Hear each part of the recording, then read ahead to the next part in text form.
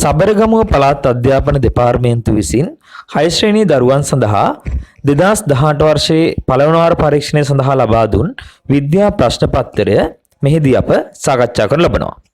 ඒ සඳහා පළමුව මෙම ප්‍රශ්න පත්‍රයට පිළිතුරු සපයා පසුව මෙම වීඩියෝ වැඩසටහන හොඳින් නිරීක්ෂණය කර ඔබට ලබාගත හැකි ලකුණු සොයා ගන්න.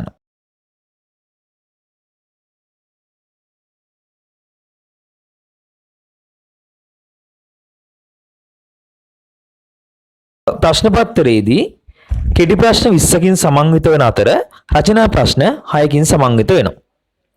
කෙටි ප්‍රශ්න පත්‍රය සඳහා ලකුණු එක් ප්‍රශ්නයේ ලකුණු දෙක බැගින් ලකුණු 40ක් ලැබෙන අතර රචනා ප්‍රශ්නයේහි මුල් ප්‍රශ්නයට ලකුණු 16ක්ද තවත් ප්‍රශ්න 4කට ලකුණු 11 බැගින්ද ලකුණු 60ක් ලැබෙනවා.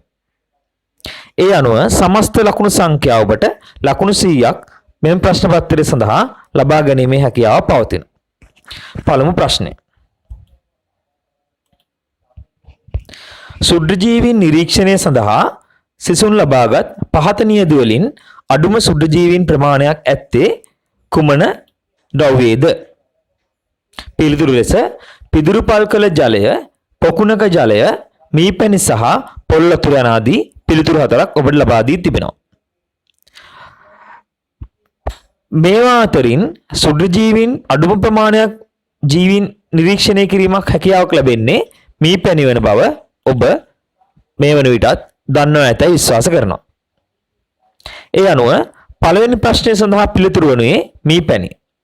ඔබට මතක ඇති අතීතයේ මිනිසුන් ආහාර විශේෂයෙන් මස් වැනි දේ කල් තබා ගැනීමට මීපැණි යොදාගත් බව. ප්‍රශ්න අංක 2. ශාක වලට ආහාර නිෂ්පාදනය කිරීම සඳහා අවශ්‍ය ශක්තිය සපයනුයේ. පිළිතුරු ලෙස සුද්ධජීවීන්, සූර්යයා, චන්ද්‍රයා සහ මිනිසා යන පිළිතුරු 4ක් ඔබට ලබා දී තිබෙනවා. ඒ අනුව ශාක වල ආහාර නිෂ්පාදනය සඳහා අවශ්‍ය ශක්තිය සපයනුයේ සූර්යයා බව ඔබ මේ වන විටත් දන්වා ඇතැයි විශ්වාස කරනවා.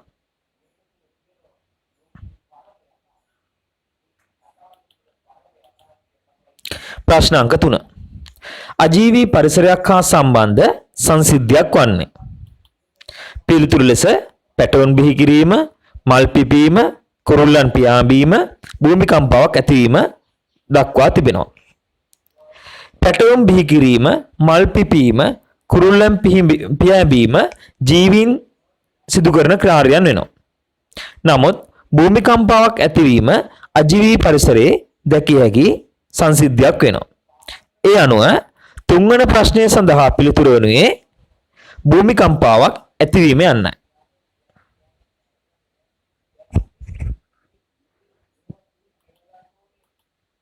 ප්‍රශ්න අංක 4. චලනය දැක්විය හැකි නමුත් සංචරණය කළ නොහැකි ජීවියා වන්නේ. පිළිතුරු ලෙස පළඟැටියා, මුහුදු මල, හංගොල්ලා, ගැඩවිලා යන පිළිතුරු 4ක් ඔබට ලබා දී තිබෙනවා. ජීවීන් අතරින් සංචරණය කිරීමට හැකියාවක්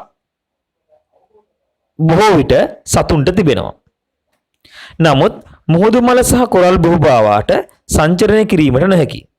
ඒ අනුව ප්‍රශ්න අංක 4 සඳහා පිළිතුරක් වනුයේ මුහුදු මලයි.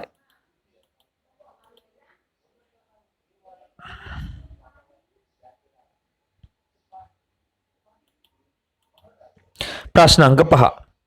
කාබන් ඩයොක්සයිඩ් වායුව හඳුනා ගැනීමට විද්‍යාගාරයේදී භාවිතා කළ හැකි ද්‍රව්‍යකි. පිළිතුරු ලෙස හුණු දියර, පොල් තෙල්, ජලය, මධ්‍යසාර ලෙස පිළිතුරු 4ක් ඔබට ලබා දී තිබෙනවා. කාබන් ඩයොක්සයිඩ් වායුව හඳුනා ගැනීමට විද්‍යාගාරයේදී භාවිතා කරනු ලබන්නේ හුණු දියර බව ඔබට මතක ඇති. ඒ අනුව පස්වන ප්‍රශ්නය සඳහා පිළිතුරක් වනුයේ හුණු දියරයි. ප්‍රශ්න අංක 6. පහත දැක්වෙන ද්‍රව්‍ය සලකන්න. පළතුරු බීම, හුණු කැට, LP ගෑස් ලෙස ද්‍රව්‍ය 3ක් දී තියෙනවා. ඉහත සඳහන් ද්‍රව්‍ය ඝන, ද්‍රව, වායු යන පිළිවෙලින් සකස් කළ විට ලැබෙන පිළිතුර තෝරන්න. ඔබ දන්නවා පළතුරු බීම යනු ද්‍රවයක්, හුණු කැට යනු ඝනයක්, LP ගෑස් යනු වායුවක්. ඒ අනුව ඝනයක් ලෙස B, ද්‍රවයක් ලෙස A, වායුවක් ලෙස C දක්වන්න පුළුවන්. ඒ අනුව 6 වෙනි ප්‍රශ්නය සඳහා පිළිතුරු වනුයේ අංක 4 BAC යන්නයි. ප්‍රශ්න අංක 7. ජීවිත කාර්යය පුරාම වර්ධනය වන ජීවියෙකු වන්නේ. පිළිතුරු ලෙස ගවයා බල්ලා අඹ ගස වවුලා යන පිළිතුරු 4ක් ලබා දී තිබෙනවා.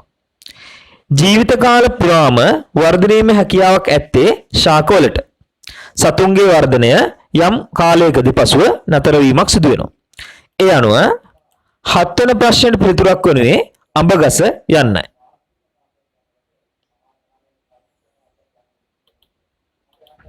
ප්‍රශ්න අංක 8. එළිදෙනකු විසින් පැටියෙකු බිහි කිරීම හා සිංහයා සතෙකු ආහාරයට ගැනීම පිළිවෙලින් ජීවීන් සතු ලක්ෂණික ලෙස ගත් විට අංක 1 ප්‍රජනනයේ වර්ධනය, අංක 2 වර්ධනයේ චලනය, අංක 3 පෝෂණයේ ප්‍රජනනය, අංක 4 ප්‍රජනනයේ පෝෂණය ලෙස පිළිතුරු 4ක් ලබා දී තිබෙනවා. එළිදෙනකු විසින් පැටියෙකු බිහි කිරීම ප්‍රජනනය වෙනවා. සිංහයෙකු සතෙකු ආහාරයට ගැනීම පෝෂණය වෙනවා. ඒ අනුව 8 වන ප්‍රශ්නය සඳහා පිළිතුරක් වනුයේ ප්‍රජනනය හා පෝෂණය යන්නයි.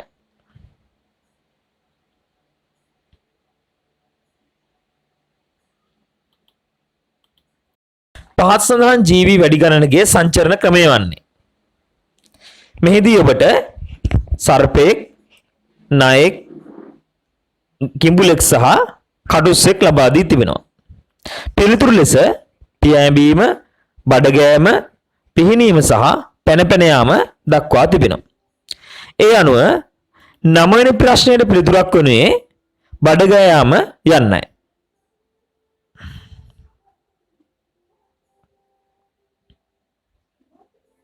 ප්‍රශ්න අංක 10. වස්තුවක අඩංගු පදාර්ථ ප්‍රමාණය හැඳින්වීමට සුදුසු වනුයේ පහත් සඳහන් කුමක්ද? පිළිතුරු ලෙස පරිමාව, බර, ස්කන්ධය සහ සාන්ද්‍රණය යන්න ඔබට ලබා දී තිබෙනවා. කිසියම් වස්තුවක අඩංගු පදාර්ථ ප්‍රමාණය ස්කන්ධය වන බව ඔබට 6 වසරේ දෙවන පාඩමේදී සඳහන් කරන්නට ඇති. ඒ අනුව 10 වන ප්‍රශ්නය සඳහා පිළිතුරු වනුයේ ස්කන්ධය අංක 11 රූපයේ දැක්වෙන ආකාරයට මීටර කෝදුවක වාතය පිර වූ බැලුම් පුරවා සම්බර කර එක් බැලුමක් පුපුරවා හරින ලදී. මෙම ක්‍රියාකාරක මගින් පෙන්වන්නේ ඔබට මේ රූප සරණ හොඳින් නිරීක්ෂණය කරන්න. බොහෝ විට මෙම ප්‍රශ්නය ඔබ පන්ති කාමරය තුලදී අත්දැක බැලීමත් කරන්න ඇති. පිළිතුරු ලෙස වායු වලට නිශ්චිත පරිමාවක් ඇති බව, වාතය අවකාශයේ ඉඩක් ගන්නා බව, වායු අඩංගු භාජනයේ හැඩය ගන්නා බව, වාතයේ ස්කන්ධයක් ඇති බව යන පිළිතුරු 4ක් ලබා දී තිබෙනවා. ඒ අනුව මෙහිදී සිදුවන්නේ එක් බැලුමක් සිදුරු කළ විට සිදුරු කළ බැලුමේ සහිත පැත්ත ඉහළ යන අතර අනෙක් පැත්ත පහළ යෑම. ඒට හේතු වනුයේ වායු වලට ස්කන්ධයක් ඇති නිසායි. ඒ අනුව 11 වෙනි ප්‍රශ්නයට පිළිතුරක් වනුයේ වාතයට ස්කන්ධයක් ඇති බවයි.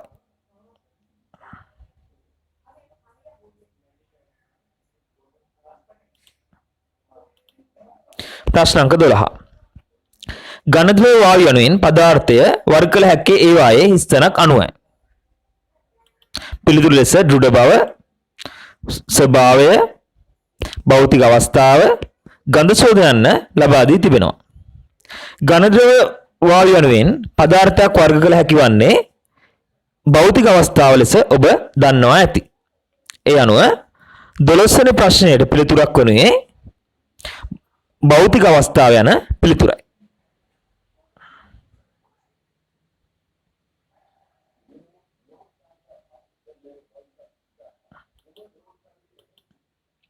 ප්‍රශ්න අංක 13. ප්‍රත්‍යස්ත බව පවතින ද්‍රව්‍යයක් වන්නේ. පිළිතුරු ලෙස තඹ, රබර්, රත්රන් සහ වීදුරු ලබා දී තිබෙනවා. ප්‍රත්‍යස්ත බව යනු බාහිර බලයක් යෙදුණු විට එය ඇදීමට ලක්වීමක් සහ එම බලය ඉවත් කළ විට මුල් පිහිටීමට පත්වීම. ඒ අනුව පිළිතුරක් වනුයේ රබර් වෙනවා. 13 වෙනි ප්‍රශ්නයට පිළිතුරක් ලෙස අපට රබර් යොදා ගන්න පුළුවන්. ප්‍රශ්න අංක 14. දහනය සඳහා භාවිතා වන ද්‍රව්‍යයක් නොවන්නේ කුමක්ද? පිළිතුරු ලෙස භූමි තෙල්, දර, කාබන් ඩයොක්සයිඩ් සහ ස්පිරිතු ලබා දී තිබෙනවා. මේවා අතරින් දහනය සඳහා භාවිතය නොගන්නේ කාබන් ඩයොක්සයිඩ් වායුවයි. ඒ ගිනි නිවීම කටයුතු සඳහා යොදා ගන්න වායුවක් වෙනවා.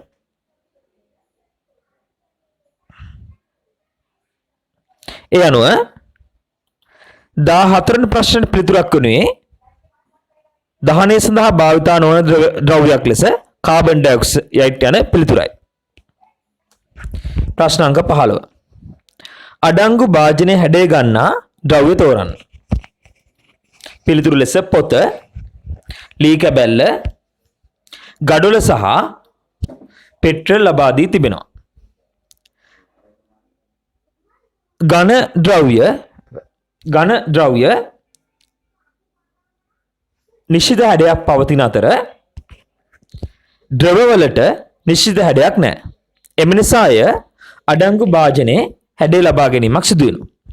මේවා අතරින් ද්‍රවයක් වනුයේ පෙට්‍රල්. ඒ අනුව 15 වෙනි ප්‍රශ්නය සඳහා පිළිතුරක් ලෙස පෙට්‍රල් යන පිළිතුර තෝරා ගැනීමට හැකියාවක් තියෙනවා. ප්‍රශ්න අංක 16. ශිෂ්‍යයෙක් පාසල් ගෙන යන වතුර බෝතලයකට අයිස් කැට කිහිපයක් එකතු කරන ලදී. ටික වේලාවකින් බෝතලේ පිටපැත්තේ ජල බිඳු තැන්පත් වී තිබුණු දැකිය හැකි විය. ඊට හේතුවක් විය හැක්කේ කුමක්ද? පිළිතුරු ලෙස බෝතලේ සිදුරු වී තිබීම, බෝතලේ වැස්සර තෙමීම, වායුගෝලීය ජල වාෂ්ප සීතල මතු පිට මත ජලය බවට පත් වී තැන්පත් වීම, බෝතලේ වතුර පිටතට ගලා ඒම ලෙස පිළිතුරු 4ක් ලබා දී තිබෙනවා. මේවා අතරින් නිවැරදි පිළිතුරක් වනුයේ වායුගෝලීය ජල වාෂ්ප සීතල මතු පිට මත ජලය බවට පත් වී තැන්පත් වී තිබීම යන පිළිතුරයි. ඒ අනුව 16 වෙනි ප්‍රශ්නෙට පිළිතුරක් වනුයේ 3 වෙනි පිළිතුරයි. ප්‍රශ්න අංක 17. ද්‍රව පරිමාවක් මැන ගැනීම සඳහා භාවිතා වන උපකරණය කුමක්ද? පිළිතුරු ලෙස මිනුම් සරාව, මීටරය, අන්වීක්ෂය සහ අත්කාචය ලබා දී තිබෙනවා. ද්‍රව පරිමාවක් මැනීම සඳහා මේවා අතරින් සුදුසුම උපකරණයක් වනුයේ මිනුම් සරාවයි. ඒ අනුව 17 වෙනි ප්‍රශ්නෙට පිළිතුරක් වනුයේ මිනුම් සරාව යන පිළිතුරයි.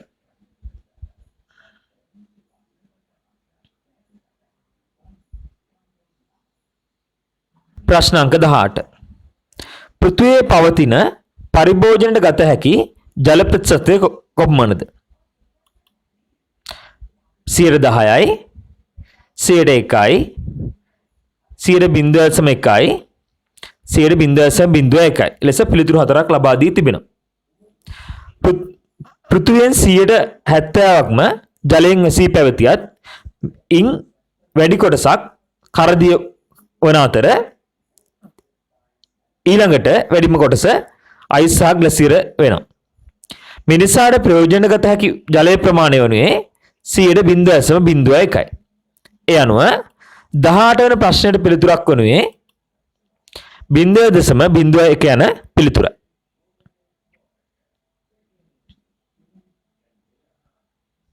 ප්‍රශ්න අංක 19. ජලයේ ඝන අවස්ථාවක් නොවන්නේ. පිළිතුරු ලෙස පිනි, හිම, ග්ලැසියර සහ අයිස් ලෙස පිළිතුරු 4ක් ලබා දී තිබෙනවා. ජලයේ ඝන අවස්ථා ලෙස අයිස්, ග්ලැසියර, හිම සලකන්න පුළුවන්. ඒ අනුව 19 වෙනි ප්‍රශ්නෙට පිළිතුරක් වනුයේ පිනි යන පිළිතුරයි.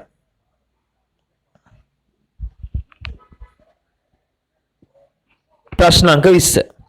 හොඳ විද්‍යුත් සන්නායකයක් වනුයේ කුමක්ද? වීදුරු, ප්ලාස්ටික්, තඹ සහ රබර් ලෙස පිළිතුරු 4ක් ලබා දී තිබෙනවා.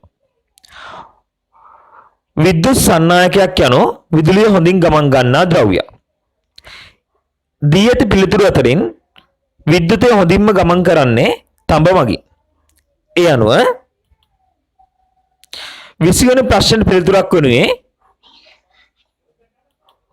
තඹ යන පිළිතුර.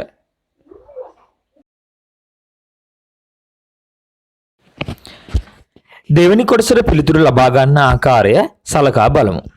මෙහිදී ඔබට ප්‍රශ්න 6ක් සමන්විත වෙනවා. මින් පළමු ප්‍රශ්නයට අනිවාර්යෙන් පිළිතුරු ලිවිය යුතු අතර තවත් ප්‍රශ්න 4ක් සඳහා පිළිතුරු ලිවීම සිදු කළ යුතුයි. පළමු ප්‍රශ්නය සඳහා ලකුණු 16ක් ලැබෙන අතර අනිකුත් ප්‍රශ්න 4 සඳහා ලකුණු 11 බැගින් ලකුණු 44ක් ලැබෙනවා. ඒ අනුව දෙවන කොටස සඳහා සම්පූර්ණ ලකුණු 60ක් ඔබට ලබා ගැනීමට හැකියාවක් තියෙනවා. පළවෙනි ප්‍රශ්නය. පහත ප්‍රකාශය නිවැරදි නම් ඉදිරියේ ඇති වරහන් තුර හරි ලකුණද වැරදි නම් වැරදි ලකුණද යොදන්න. පරිසරය යනු අප හැර අපගේ වටපිටාවයි. මෙය වැරදි පිළිතුරක් වෙනවා.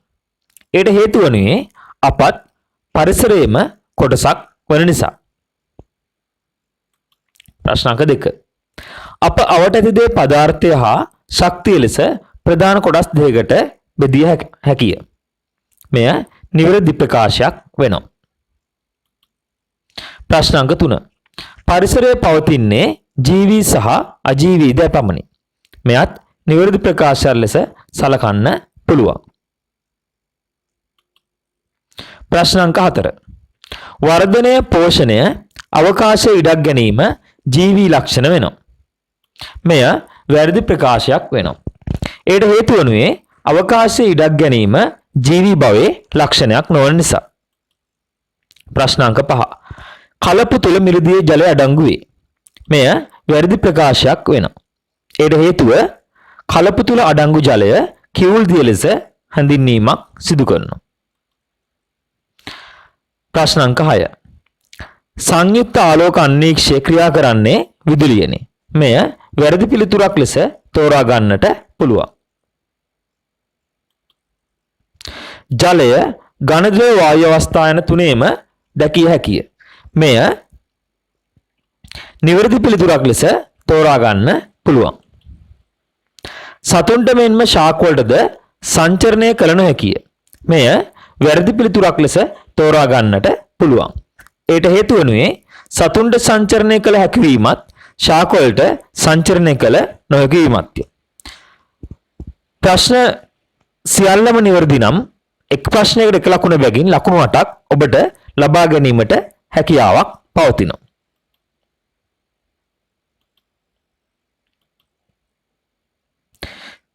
B කොටස.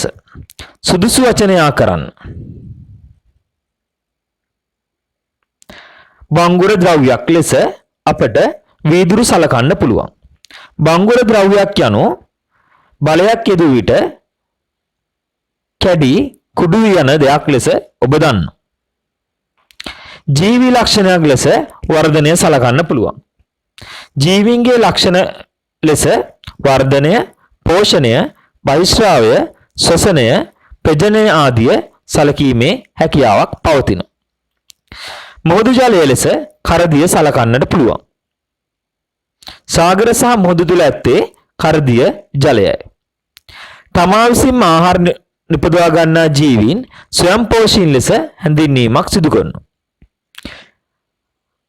කඩුලාන ශාකයක් ලෙස කිරළ ශාකය සලකන්නට පුළුවන්. ජලජ ශාකයක් ලෙස හයිඩ්‍රිල්ලා ශාකය සලකන්න පුළුවන්. ශාකවල ආහාර නිෂ්පාදනයට කාබන් ඩයොක්සයිඩ් වායුව අවශ්‍ය වෙනවා. ශාකවල ආහාර නිපදවීම ප්‍රභා සංශ්ලේෂණය ලෙස හඳුන්වන අතර ඒ සඳහා ජලය, හරිතප්‍රද, කාබන් ඩයොක්සයිඩ් වායුව සහ හිරුවෙලිය අවශ්‍ය වෙනවා. ස්කන්ධයක් රහිත අවකාශයේ ඉඩක් නොගන්නා දෙයක් ලෙස ධ්වනි ශක්තිය සලකන්න පුළුවන්. ස්කන්ධයක් රහිත අවකාශයේ ඉඩක් නොගන්නා ද ශක්තිය ලෙස හැඳින්වීමක් සිදු කරනවා. ඒ අනුව එක් ප්‍රශ්නයකට ලකුණු 1 බැගින් ලකුණු 8ක් මෙහිදී ලබා ගන්න පුළුවන්. A කොටසට ලකුණු 8ක් සහ B කොටසට ලකුණු 8ක් ලෙස පළවෙනි ප්‍රශ්නය සඳහා ලකුණු 16ක් ලබා ගැනීමට ඔබට හැකියාවක් පවතිනවා. ප්‍රශ්න අංක 2. වරහන් තුල දක්වා ඇති නිවැරදි වචනය තෝරා ඡේදයේ ස්තැම් පුරවන්න. ශාක තමන්ට අවශ්‍ය ආහාර නිපදවා ගන්නේ ප්‍රභා සංශ්ලේෂණය මගින්. ඒ සඳහා අමුද්‍රව්‍ය ලෙස පසෙන් ලබා ගන්නා ජලයත් වායුගෝලයෙන් ලබා ගන්නා කාබන් ඩයොක්සයිඩ් වායුවත් යොදා ගනී. ශක්ති ප්‍රභවයක් ලෙස යොදා ගන්නේ සූර්ය ශක්තිය වේ. මෙහිදී අතුරු ඵලයක් ලෙස ඔක්සිජන් වායුව පිටවේ. එම නිසා ශාක ස්වයංපෝෂීන් ලෙස හඳුන්වයි. ශාකවල නිපදවන ආහාර සතුන් විසින් ආහාරයට ගැනීම පෝෂණය ලෙස හඳුන්වයි. ශාක නිපදවන ආහාර මත සතුන් ඍජුව වක්‍රව යැපේ නම් යැපේ. මෙම නිසා සතුන් විෂම පෝෂණ ලෙස හඳුන්වයි. ආහාර මගින් සතුන්ට ශක්තියක් ලැබෙන අතර එම ක්‍රියාවලිය ශ්වසනය ලෙස හඳුන්වයි. ශක්තිය යොදා ගනිමින් සතුන් තනින් තනට ගමන් කිරීම සංචරණය ලෙස හඳුන්වයි. ශාකද චලන දක්වන අතර ඒ සඳහා උදාහරණ ලෙස නිදුගුම්බා ශාකය දැක්විය හැකියි. ඒ අනුව හිස්තැන් 11ට එක් හිස්තැනකට ලකුණු 1 බැගින් ලකුණු 11ක් දෙවන ප්‍රශ්නය වෙනුවෙන් ඔබට ලබා ගැනීමට හැකියාවක් පවතිනවා.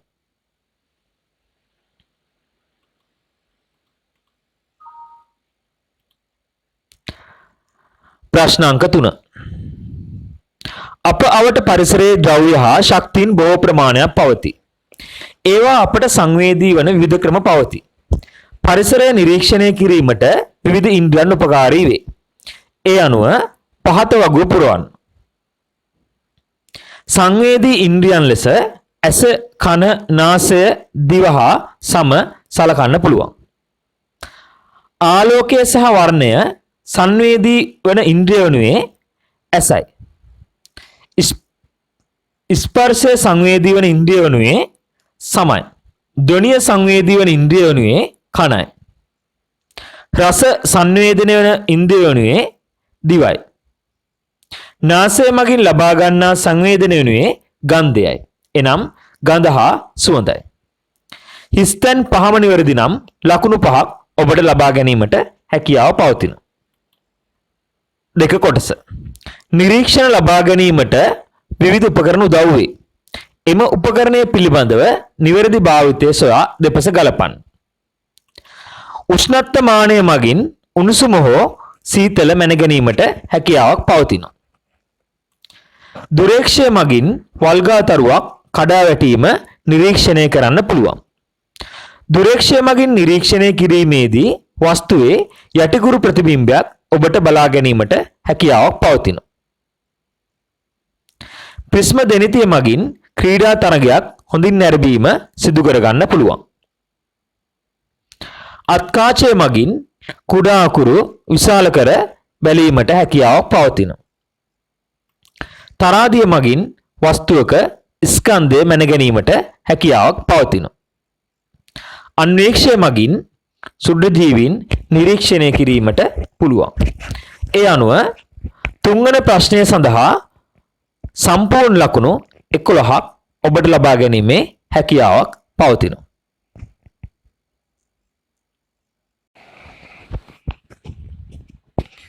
හතරවන ප්‍රශ්නය.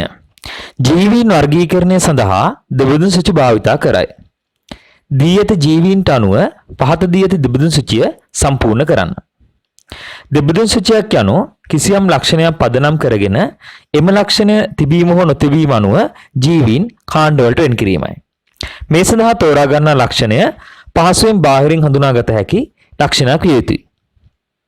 නමුත් ජීවීන්ගේ වාසස්ථාන, දේහයේ පැහැය, දේහයේ ප්‍රමාණය ආදිය මේ සඳහා යොදා නොගත යුතුයි. ප්‍රශ්නයට අදාළව ජීවීන් ප්‍රධාන කොටස් දෙකකට බෙදලා තියෙනවා. ඒ අනුව එක් පසක පියාපත් ඇති වන අතර අනිත් පස පියාපත් නැති විය යුතුයි. ඒ අනුව ඒ සඳහා පිළිතුරු වනුයේ පියාපත් නැති යන්නයි. මීමැස්සාට හොටක් නැත යන්න ප්‍රශ්නයේදී ලබා දී තිබෙනවා. ඒ අනුව B පිළිතුරු විය යුත්තේ හොටක් ඇත යන්නයි. බල්ලා සහ පිඹුරාගේ ඇති වෙනස්කම් මෙසේ වෙන් කරන්න පුළුවන්. බල්ලාට පාද ඇත, පිඹුරාට පාද නැති ලෙස. එක් හිස් තැනකට ලකුණු 1 බැගින් ලකුණු 4ක් මෙහිදී ඔබට ලබා ගැනීමට හැකියාව තිබෙනවා. C සහ D සඳහා නිවැරදි වෙනත් පිළිතුරු ලියා ඇතනම් ඒ සඳහාද ලකුණු ලබා ගැනීම සිදු කරන්න. උදාහරණයක් බල්ලා සඳහා ලෝම ඇත, පිඹුරා සඳහා ලෝම නැත ලෙස.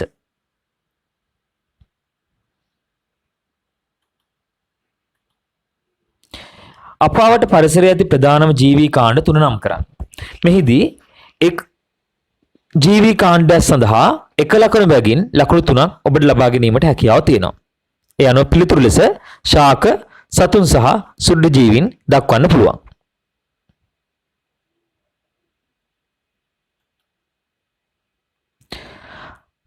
තුන්වෙනි ප්‍රශ්නය.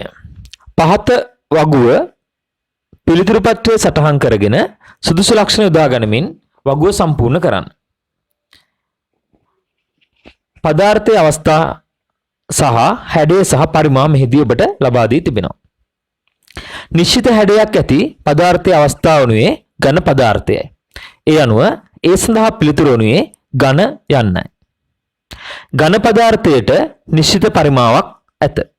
ඒ අනුව B සඳහා පිළිතුරක් වනුයේ නිශ්චිත පරිමාවක් ඇත යන්නයි. නිශ්චිත හැඩයක් නැත යන්න ද්‍රව සහ වායු සඳහා තෝරා ගන්න පුළුවන්. නමුත් නිශ්චිත පරිමාවක් නැත්තේ වායු පදාර්ථය වෙන නිසා C සඳහා සුදුසු පිළිතුර වනුයේ ද්‍රව යන්නයි. ඒ අනුව ද්‍රව පදාර්ථයට නිශ්චිත පරිමාවක් ඇත යන්න D සඳහා පිළිතුරක් වෙනවා. E යනු වායු අවස්ථාව වන අතර වායු අවස්ථාවට නිශ්චිත හැඩයක් නැත. ඒ අනුව ඔබට ලකුණු ලබා ගැනීමට හැකිවන්නේ නිවැරදි පිළිතුරු 2ක් සඳහා 1 ලකුණක්ද, නිවැරදි පිළිතුරු 4ක් සඳහා ලකුණු 2ක්ද, නිවැරදි පිළිතුරු 6ක් සඳහා ලකුණු 3ක් වන ලෙස සම්පූර්ණ ලකුණු 3ක් ඔබට මේ ප්‍රශ්නය සඳහා ලබා ගැනීමට හැකියාව තිබෙනවා.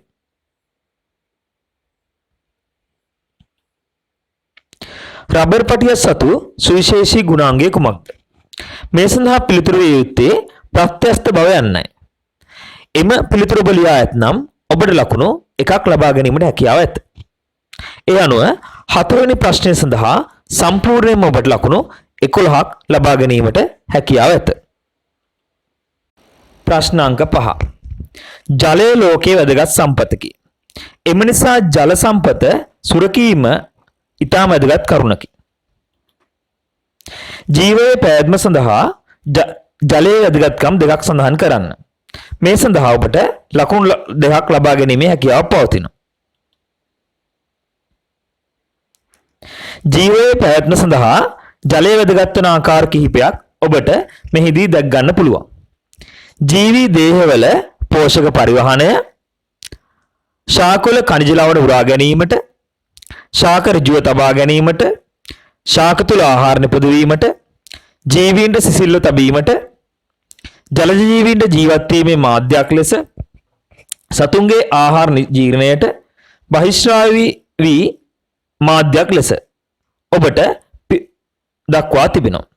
ඒ අනුව මෙම පිළිතුරු අතරින් 2ක් ඔබ සඳහන් කර ඇතනම් ඔබට ලකුණු 2ක් ලබා ගැනීමේ හැකියාවක් පවතිනවා.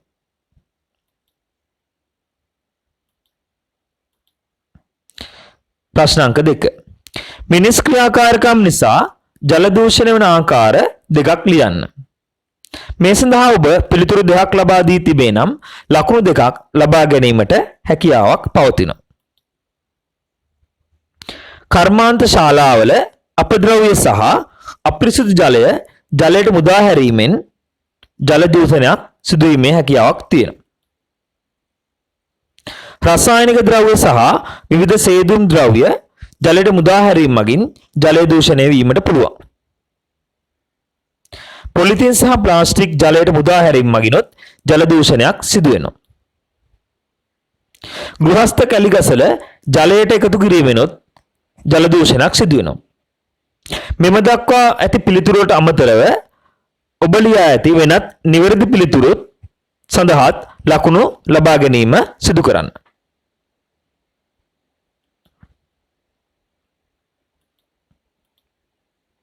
තුන්වෙනි කොටස. ජලයේ පවතින භෞතික අවස්ථා තුනක් සඳහන් කරන්න. මෙහිදී එක් අවස්ථාවක් සඳහා ලකුණු එක බැගින් අවස්ථා තුන සඳහා ලකුණු තුනක් ඔබට ලබා ගැනීමේ හැකියාවක් පවතිනවා. ඒ අනුව ජලයේ පවතින අවස්ථා ලෙස අයිස් ජලයේ පවතින අවස්ථා ලෙස ඝන, ද්‍රව, වායු යන අවස්ථා තුන දක්වන්න පුළුවන්.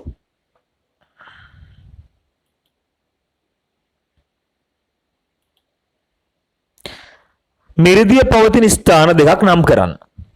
මෙම ස්ථාන දෙකක් සඳහා ඔබට ලකුණු දෙකක් ලබා ගැනීමේ හැකියාවක් පවතිනවා.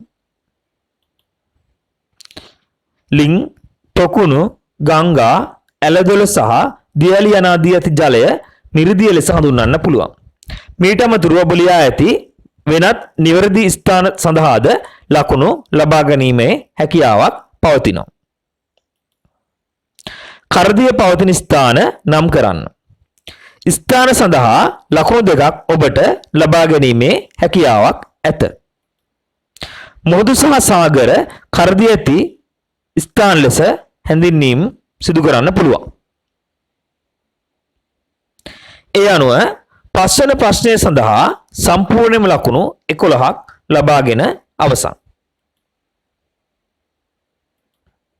ප්‍රශ්න අංක 6. ශාක ලෝකයේ සහ සත්ත්ව ලෝකයේ පවතින විවිධත්වයන් පිළිබඳ පහත ප්‍රශ්න වලට පිළිතුරු සපයන්න. පළමු ප්‍රශ්නය. පත්‍රයේ පත්‍රිකා ලෙස බෙදී ඇති ශාක දෙකක් නම් කරන්න. මෙවැනි ශාක දෙකක් ඔබ ලියා ඇතනම් ලකුණු දෙකක් ලබා ගැනීමට හැකියාවක් පවතිනවා. රූපයේ දක්වා ඇත්තේ පත්‍රිකා පවතින ආකාරයයි. උදාහරණ ලෙස පොල්, සියඹලා, කතුරුමුරුංගා, කරපිංචා සහ කොහොඹ සලකන්න පුළුවන්. මීට අමතරව ඔබ ලියා ඇති වෙනත් නිවැරදි පිළිතුරු සඳහාද ලකුණු ලබා ගැනීම සිදු කරන්න.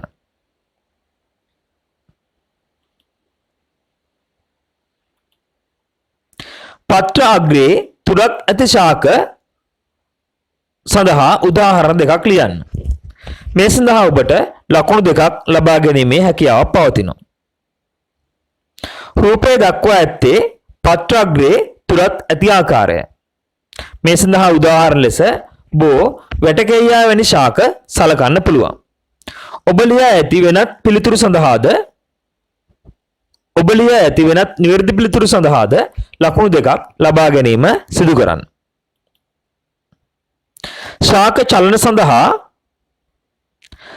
චලන දක්වන ශාක සඳහා උදාහරණ තුනක් ලියන්න. එක් උදාහරණයකට ලකුණු 1 බැගින් ලකුණු 3ක් ඔබට ලබා ගැනීමේ හැකියාවක් පවතිනවා. නිදුගුම්බා ශාකපත්‍ර අතින් ඇල්ලුවට හැකිලීම, හැන්දෑවන විට මාර, කතුරුමුරුංගා, සියඹලා වැනි ශාකපත්‍රවල හැකිලීම, ආලෝකයේ දෙසර ශාක වර්ධනය වීම යන පිළිතුරු නිවැරදි පිළිතුරු ලෙස සලකන්න පුළුවන්. ඊට අමතරව ඔබ ලියා ඇති වෙනත් නිවැරදි පිළිතුරු සඳහාද ලකුණු 3ක් ලබා ගැනීම සිදු කරන්න.